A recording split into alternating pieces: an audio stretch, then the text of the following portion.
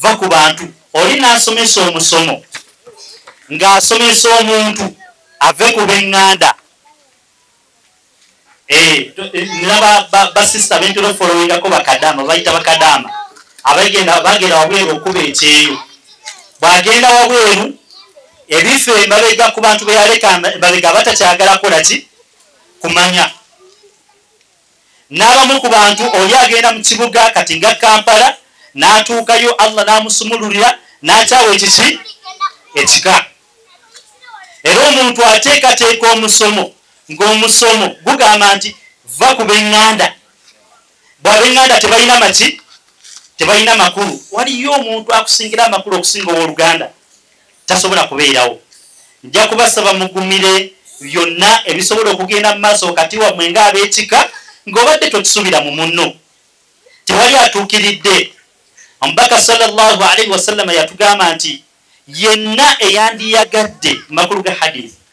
okubanga Allah subhanahu wa ta'ala amugaziiza ebyenfuna era ng'oyagala Allah akuwa obuwangazi mu nsi muno banga oyunga oluki oluganda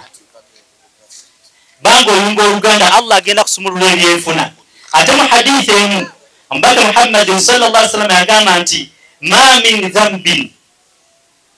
ajdaru ala Allah ta'ala an yu'ajjila li sahibihi al-uqubata fi dunya tewali zambi liyinza kubanga ligwanidde Allah okubanga ayangwiriza okubonereza omuntu ku nsi kuno nga kwogase n'okubanga agenda muboneza ku nnaku lw'enkomerero okusinga okutula oluki oluganda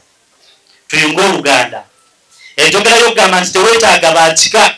teweetaaga ba luganda si ya mu buki si ya mu busiraamu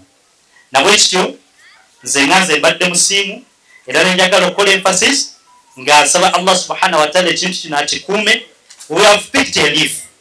era naffe tufunye we tusobola okutandikira kunyonyola abakoze eki abasigaddeyo nga tebalina kintu kino mwebale nnyo okutandika kintu kino saba Allah akifule ekyomugaso eri umma